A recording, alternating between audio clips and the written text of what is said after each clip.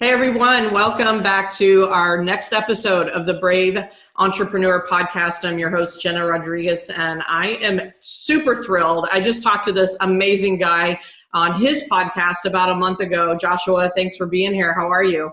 Yeah, I'm stoked. This is gonna be a lot of fun. This is an honor. Thank you so much for having me. Yeah, you're welcome. Yeah, we are all about, this show is all about being brave and transparent. And when you had me on your show and you were asking me some pretty transparent questions, and then we shut off the recording and you were like, oh my gosh, our lives are very parallel. Well, I didn't ask you the details. So I was like, no, wait for the show.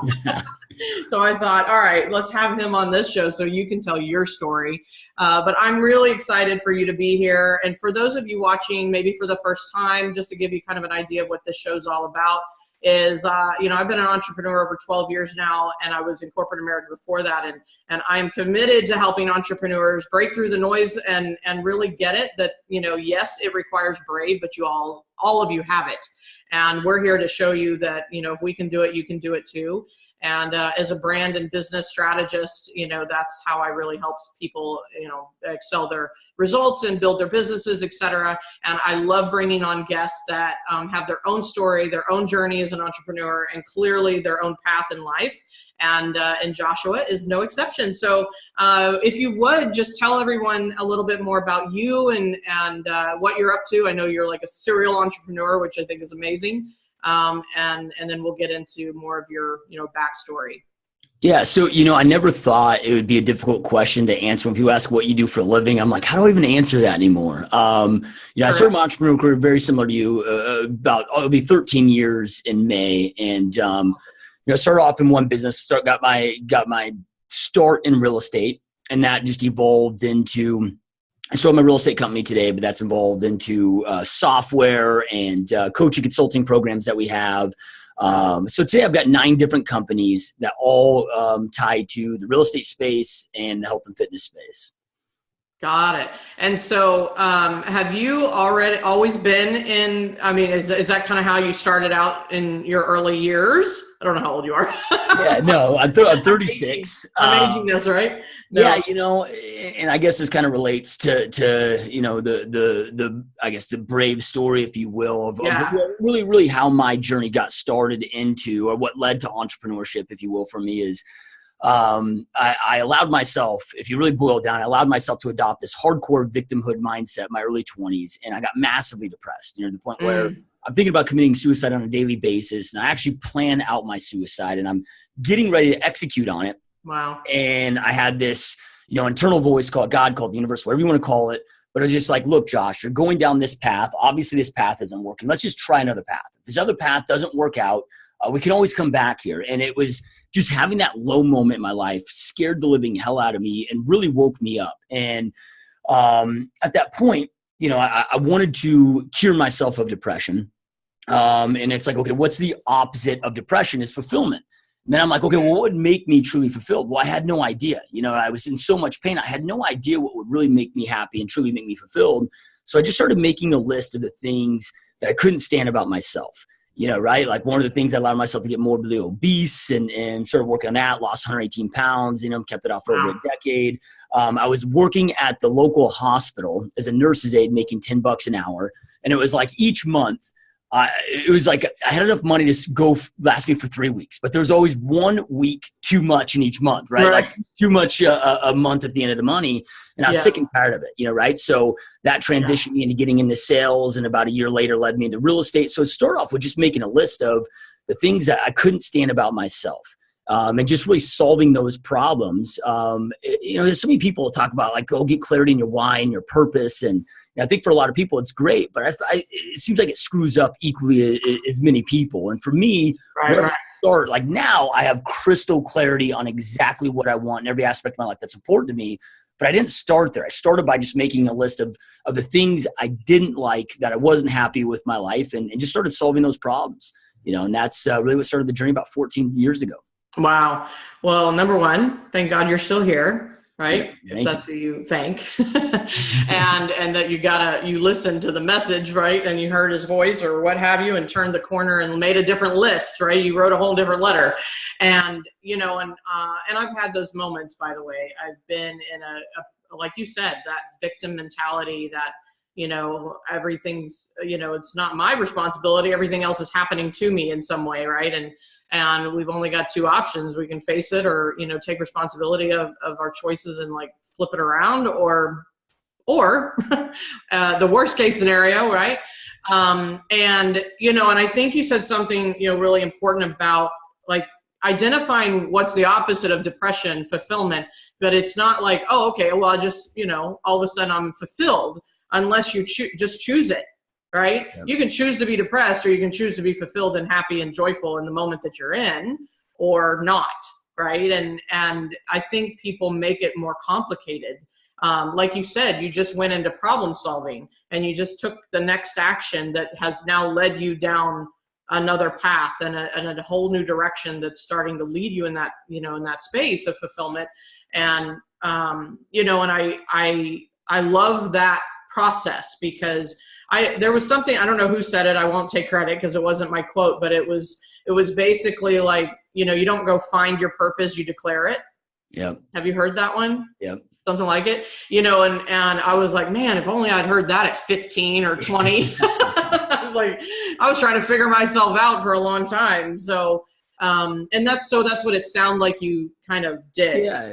And the really cool part about it, and I've spoken a lot, to right. high schools, and I've spoken a lot on depression, and what the great part about it is, and I call it the gap, right? It's like, I truly feel now there's of course, clinical depression and there's other elements of depression, right? But for the vast majority of cases, I feel like it's the world, the universe, again, whatever you want to classify it as, a way of if we're not growing as human beings, we're decaying, right? And we start feeling that lack of fulfillment, feeling that depression is paying to wake us the hell up, to get us on that course correction. And my depression was literally gone within 2 weeks, right? It was like, hey, I was allowing myself to operate way down here. I know my full potential is way up here, and it's not closing this gap that creates the fulfillment, because I don't truly believe, like for me, I know I'll never hit my full potential, right? I'm going to spend the rest of my life striving to get there. Yes. But once you hit, it's like, oh, it might be, great to do $10 million a year in revenue in this business. And then you hit it and you're like, shit, I can do 20, I can do 30, right? There's always, you can always take it further, so it's not closing that gap. It's every single day knowing that you're growing and you're expanding as a human being to get one step closer up to there. And like I said, it didn't take forever to go away. It was within a couple weeks, just that expansion and that growth and taking those action steps, even though it took years and years and years for me to, have what I define as success, or other people look at as success, but instantaneously, even though my situation didn't change at that time, but it was starting to experience that growth that just eliminated that depression almost overnight. Yeah. That's really good, because I'll be straight up and I've never probably said this before on the show, is I was told I was clinically depressed. I was, here, go take a pill. Yep. And there was a point in my 20s and I was just pissed off. I was mad at my dad for everything he did or didn't do. I was mad at my mom. I was mad at everybody. And I remember at some point I was like, this is actually not what I want to do. I don't want to take these things. I don't want to, I don't want to lean on that reasoning and it's like, don't I get to choose what I believe? And I don't know where I think it was a gradual turn for me. But I think you're making a good point. And I'm not saying that there's not extreme cases, but I think we lean on like, oh, it's outside of me. And so I don't have to do anything about it. I can just take a pill. And hope it works. But instead, taking that responsibility back and saying, no, I have a choice in the matter, I think is the most powerful thing we can do at any moment, even inside of our businesses. And many people on this show listening know my story of bankruptcy and, like having a choice the next day. Do I go back to corporate America or not? So it sounds like, I think, that's what I think people need to hear. And it's great that you're reaching out to, I think, high school and the young generation. It's really passion of mine as well, is just, and I'd like to do more of it, is just like trying to get to them earlier than later. So we don't have to try so hard. But what is, so once you got into real estate, and obviously, you've had, clearly a level of success with that. and the health and wellness. You took it on yourself. What was some of the brave moments during that journey? I mean, you go from nurse's aide to like, oh, now I'm going to, do real estate and, teach people how to, get healthy and all of that. What were some of the brave moments? And maybe you can look at it from what were the fears you had to overcome? Yeah, I mean, there are so many different things, and I'll try to give some clear examples. Yeah. But in overall life, business and in my personal life, the biggest element of bravery, if you will, that allowed me to create the biggest level of fulfillment was, like I talked about, trying to get clarity of what you want in this life, which is a process. I get all of that. But then, as you get more clear on that, like truly accepting who you are genuinely as a person and stepping into you as your genuine self, right? Like not trying to put on this mask and be somebody else and living a truly congruent, authentic life inside your business, inside your marriage, inside every aspect of your life. That's when life gets good.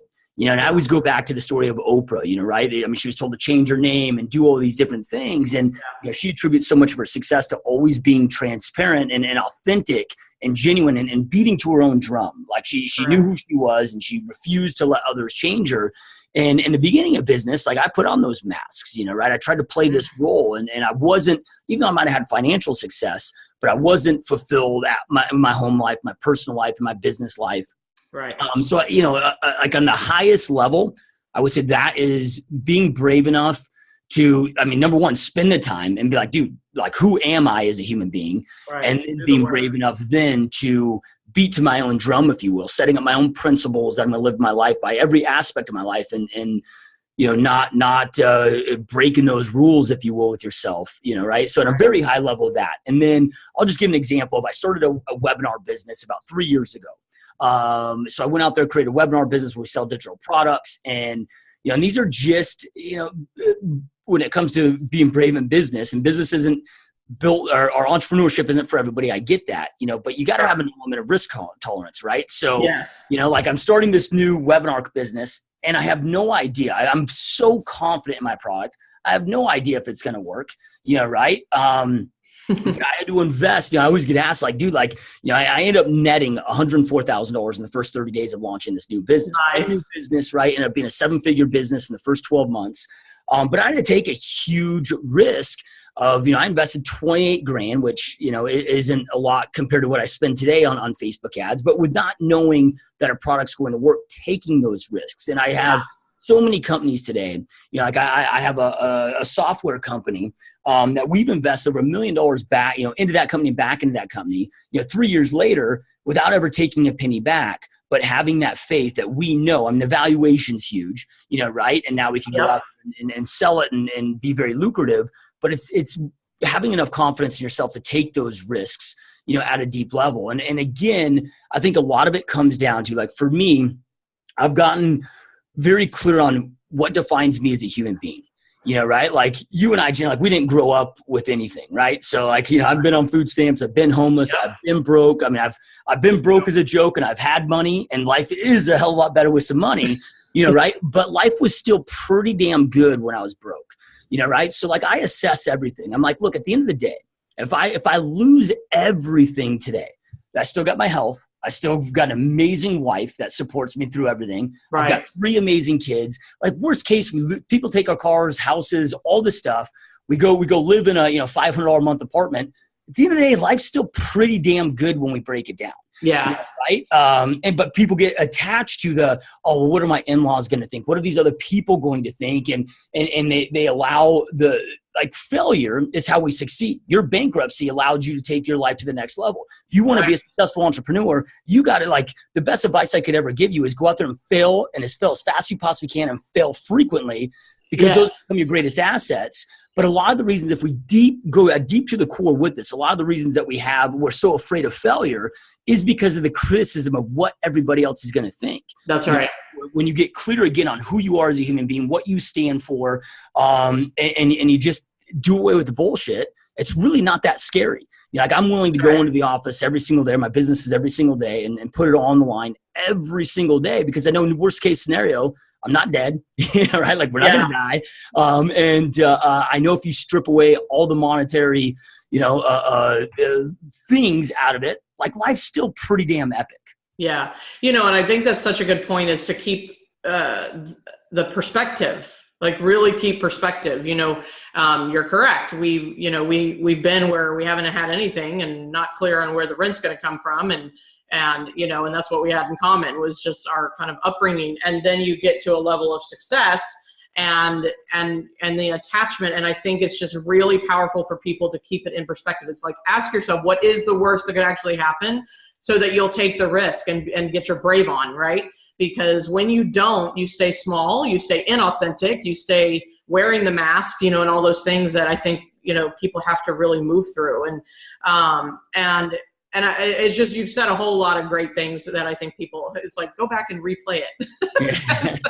That's a great thing about recordings, right? And, so when you look back, you've had quite a few years of ups and downs and successes and things like that. And it's interesting you brought up, the online, digital space. That's something I'm, throwing my hat in over the wall in a much bigger way. And you've got to have the faith, the belief. I just heard you say something that's about, you got to believe in yourself and your product and what you're doing, and even willing for it not to actually resonate with the market. But if you don't believe in it, then there's no chance, right? And so, have you experienced a place where you believed it and it didn't work, or you didn't really believe it and that's why it failed? No, I mean, I've had, you guys, those that are watching, listening to this, I mean, I've had as an entrepreneur, especially when a self-made successful entrepreneur, you fail exponentially more than you succeed. Yeah. Right? Like, people see where I'm at today, and you get a false perception. It's so easy to put people on pedestals, and it's just, I don't know anybody that's self-made, that's achieved a high level of success, that hasn't had their absolute asses handed to them, right? I mean, I've been $40,000 short at the end of the year to pay off the IRS. I've had to refinance homes just to make pay bills. I've been $100,000 in business credit card debt. I've had many ventures that I thought we were onto something and just didn't take. Yeah. Right. And that doesn't always mean that business failed, right? Like, you look at my real estate company. I have had to reconfigure my model about a half a dozen different times. Like, it's like, hey, this compensation plan, this is going to be amazing. This is going to work. When I'm talking about compensation plans, I'm not talking like real estate with what you charge the consumer. Right. In my real estate company, I have agents that work for me, independent contractors that work for me. So compensation model that creates a win-win and allows profitability, right? I've had some that have hit it huge, and I've had some that have flopped. But right now, today, right, we're very profitable. It's an amazing company. I have over 108 agents right now, independent contractors that work directly for us. But it took those failed models, right, or taking the bits and pieces of what went well, what didn't go well, that then created those. And I'll say this, so much of success is just, I know everybody hears this all the time, but it's a mindset, right? Like, you got to look at pain and frustration and failure as your best friend. They're your greatest learning experiences. Like power comes from pain. When I have pain that's delivered in my life, it sucks when I go through it, but it's every time it's been the best experience that allowed me to become the human being I needed to become, to go out there and take my life to the next level. Like, being in $100,000 of business credit card debt, and you guys, at this point, I lost $300,000 that I had that was liquid tax. I'd already paid tax, and I was $300,000 that was liquid. This was my late 20s. This was like my first big failure. Lost at $300,000. At this point, I had 2 homes, 2 mortgages, 2 lease cars. So I had like $2,400 a month in car payment leases, $0 in the bank. I had to put myself into $100,000 of business credit card debt just to survive. And now, when I was going through that, it was painful. Like, I didn't even tell my wife, right? I'm like, I got us in this mess. I'm going to get. And you're still married. I know. It took me 18 months to get out of it. I told her once I got out of it. And at the time, I told myself these stories of, well, I put us into this situation. It's my job to get her, get us out.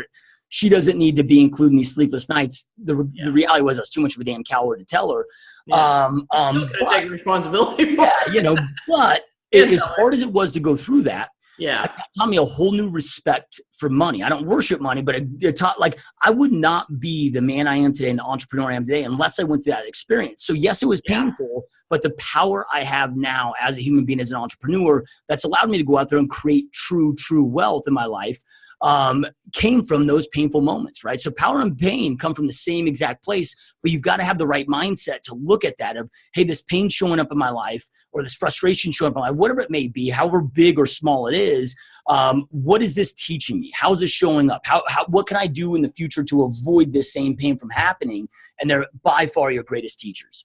Yeah, I agree. And I think it all comes down to how you hold it perspectively in your mind and your mindset. And so when you are in pain or struggle or, it's like, what is the practice? Because I've got like practices that I have to go through in order to get myself out of overwhelm or out of an upset or out of, to get back to the perspective. Because I grew up in a very lack mentality. Like I was conditioned and I said yes to the conditioning. I mean, I believe we all have choice in the matter. But what are some practices that you actually take on, even if it's just being able to observe it, right? It's like, what do you do in situations like that?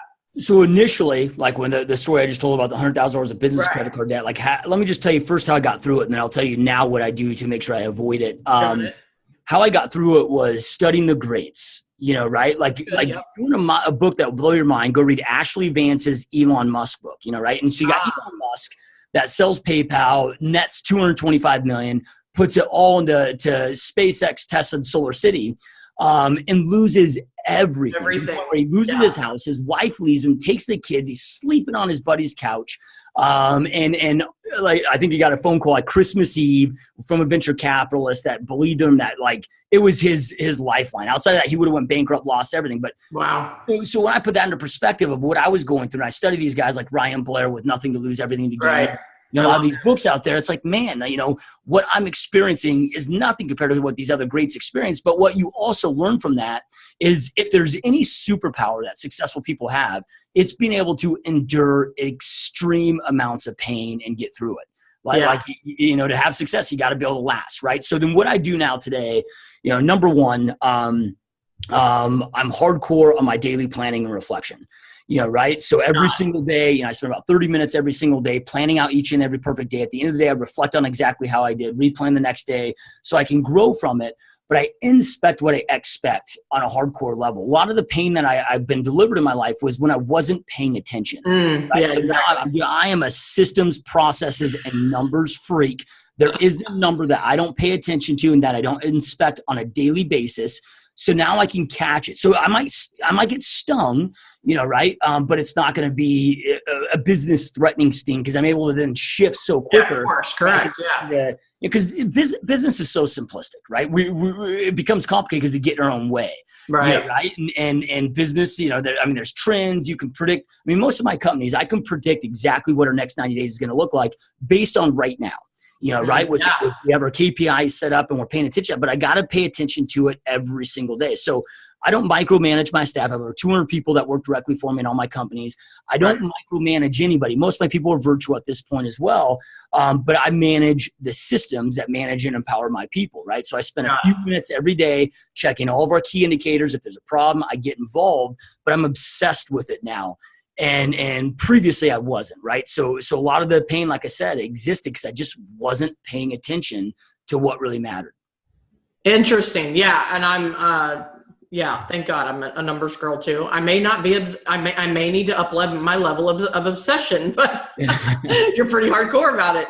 I do understand all that, your key indicators. And I think it's really great advice because one of the things, inside my masterminds and, with my clients is they're not tracking, they are not looking. And they come to the end of the year and they wonder, it's like, don't wonder, like this is going to happen if you're not watching out, right? And you're not paying attention to what, you're doing. I'm like, it's a habit though. You got to build the habit to it. So go back to, you said you've like lost 100 pounds back in, I don't know how many years. But what did you find created that success? Yeah. So it was one of these things where, I grew up very, I don't want to say healthy, but in shape, right? I played a lot of sports. Even in high school, my dad owned and operated health clubs. And so I competed in bodybuilding. And it was just one of these things where during that depression, I let this go. And I just got to the point where I was just miserable with how I allowed my body to get and not just my body, but energy levels, all aspects of it. And then again, just got very intentional with it. And just like we we're just talking about tracking, like, yes, I'm okay with saying that I'm obsessed, right? Like, but show me anybody own it. That's not massively successful that isn't obsessed, right? Obsession is just what controls your thoughts, right? So I treat my health just like I do a business, right? I got clarity on what I want. So right now it's energy management because I need to be able to go to grind a 14 or 16-hour workday, come home, spend 2 great hours with my kids, and I don't want to be the armchair dad just chilling on the couch. I want to be able to have enough energy for my kids go to bed, have enough energy to hang out with my wife, get to sleep, repeat, and do it again over and over and over. Right. So I pay attention to my health just like I do my body, right? With my goals, getting clear on what I want. I work with optimal health physicians where I get my blood work done every single 90 days. I'm on a very specific diet and I treat, this vessel because the reality is, dude, I could not have the success that I have if I didn't take care of my health the way that I do, right? It all ties together. Yeah. And it was kind of a trick question, but you answered it. No, I'm just kidding. And the whole point is just because I'm doing the same thing as tracking. I'm on a health, meaning release weight loss journey right this minute. And because I don't want to, they're not lost. I'm not going to find them, those pounds. Right. So, but the success is coming from the tracking, right? It's looking, paying attention and taking responsibility for it at all levels, mindset wise, emotionally, all of it. Right. And so I just asked that because I see the trend and I see it work in my life and I want people to get it no matter what the goal is, no matter what. It's like, you've got to pay attention. That was, I think, the biggest key answer there is pay attention. Yeah. If you systemize it, put it on autopilot, but you still have to manage the system, like you said, and make sure that it's working. And this applies again to every aspect of your life, just like your business, right? But you got to treat your health the same way. It just so happens that a calorie is a weight, right? And you can, the path is the math. Like right? You can break down how many calories are in a pound, what the caloric intake needs to be to hit your goal. Now you have to have the discipline to take action, just like you do in your business. Like somebody's got to pick up the phone and do the sales call, right? Somebody's got to have the discipline to not eat the donut and eat the right food. But this, one thing that I see so many entrepreneurs, a massive mistake they make is they have these massive, massive business goals, which is great. I love huge business goals, but you got to get very clear on what it is that you want to go out there and create, but also what you're willing to sacrifice, right? Like, and I've got, like, I will be, unless I get taken out of this world prematurely, I will become a liquid billionaire before I leave this planet, right? I'm very clear on that. Well, I'm glad to know you. But I'm also very clear on what I'm not willing to sacrifice. I'm not willing to sacrifice my health, not willing to sacrifice my relationship with my wife, not willing to sacrifice my relationship with my kids. Everything else, I'm like, dude, I don't need to have a social life. I really don't give a shit about it, right? I don't need to go play golf, right? Like I'm very clear on what it is that I want to create, what I'm willing to give up and what I'm not willing to give up to go out there and create that. And you've got to be extremely intentional with this. I don't coach entrepreneurs in the level that you do, but in the specific niches that I'm in, I work with a lot of high-level entrepreneurs inside those niches. And one of the biggest problems I see with people isn't when it comes to business. It's like, dude, like, how do I get buy-in from my spouse, or how do I keep all this together? Or how do I, right? And again, it comes down to being intentional. I've got, one of the best marriages on the planet. But to go out there and achieve greatness, it isn't easy, right? We're extremely intentional. My wife is on my calendar. The stuff is in the, right? I'm very, very intentional with the time that we have. And you've got to apply it to every aspect of your life. Yeah, I love that. I think it's just really powerful to get it. And I love your passion behind it, because I think it's like real talk, right? It's like straight talk at this point. People have got to get the truth and stop making the excuses. I'm like, just stop making the excuses. You've got 2 people here that have freaking like lived on couches and no home, and like, come on, right?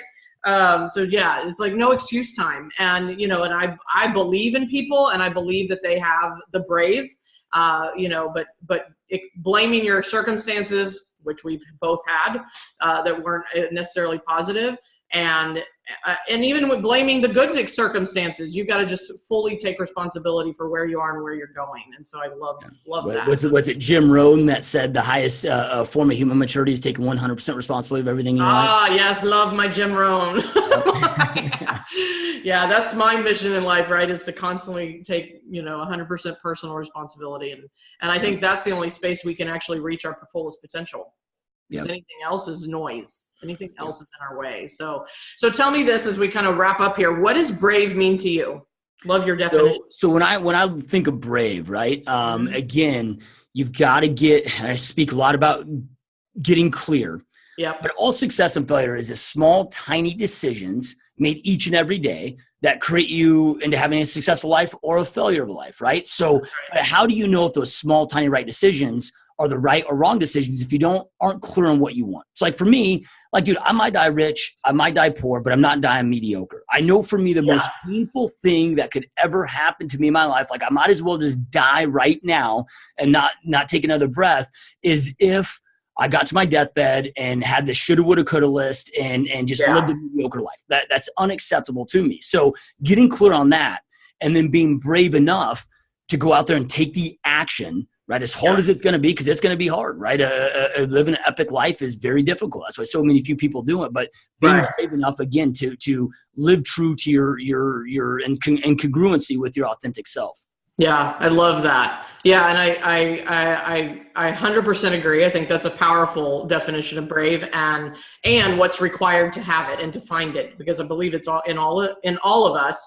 And I also would add, it's like find your necessity, right? Just find why you're going to get up and do all these actions, because otherwise it's just a great list, you know, and that just sits on your desk. So, and so I number one, I think everyone watching, you're so passionate and powerful and have come through a lot in your life and have created some amazing businesses and opportunities for people. And one of them was, creating your podcast. So how can they find that podcast? Because I think they need to know about that as well, and just connect with you. Yeah. So the podcast is gsdmode.com. GSD mode is the podcast, get shit done mode, right? So Jena's, by the time this is released, Jena's will be live on ours as well. Yeah. And we're interviewing top entrepreneurs, top real estate agents, top health and wellness physicians. I mean, anybody that's serious about going out there and living the most optimal epic life they possibly can. And that's what the show's about. So yeah, you can check us out at gsdmode.com. Yeah, I love it. I love it. And so final question. So this is your last podcast. This is your last speech. This is your last opportunity to share something with the world. You're cut off from here on out. What would you tell them? Yeah, and I'm being very repetitive here. What I didn't say in the intro was when I worked in the hospital, I was on the hospice floor. So I'm spending 12-hour shifts with people on their deathbed. And I never kept count, but it had to be hundreds, if not thousands of patients. And I can tell you guys right now, every single one of them, you could see the pain in their eyes. They had this shoulda, woulda, coulda list of all these different things they wish they would accomplish, but time ran out, right? And now it's we've all been blessed with this gift called life. Whatever stage you're at in life, it's like, here we are. We all know what the end game goal is, right? Live your life intentionally so you don't have a shoulda, woulda, coulda. Right? At the end of this life, you should be like, man, life was epic. Maybe I don't hit my dreams, goals, and visions, but I got on the field. I played ball. I wasn't a spectator. I did everything I possibly could to operate at my full potential, have an impact on myself, my family, as many human beings as I possibly could, ready for the next journey, whatever that may be. Yeah. But get intentional. Don't waste days. Don't waste months, right? These days fly by, but you can go out there and create anything and everything that you want to go out there and create if you are extremely intentional with your life. So get intentional. Yeah, I love it. I love it. Oh my gosh. I would have never guessed that was the floor you were on and how much you would have learned from that experience. And, it's kind of like have a bucket list, but fill the damn bucket.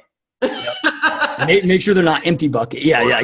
Fill the bucket, but make sure when you're checking those boxes off, they're not empty boxes, right? No, they're not empty, right? Yeah. Don't leave the bucket empty. So thank you so much, Joshua, for being here. This has been really exciting and powerful. And I know people are going to love this show. So I appreciate it. And just thanks for sharing your story and being with us today. Yeah, massive honor. And those that are watching, listen, keep up the amazing work. Awesome. So if you're watching this, listening to this, please, I'm begging you, actually, let's share this one. I know if you love it, even if you hate it, can you just share it with one person? Because they might love it.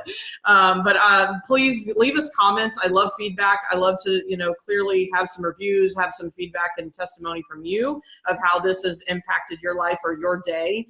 Even if it just shifted the needle ever so slightly, it's worth it. To us. So thank you for being here, and let's go get our brave on. See you next time. Peace.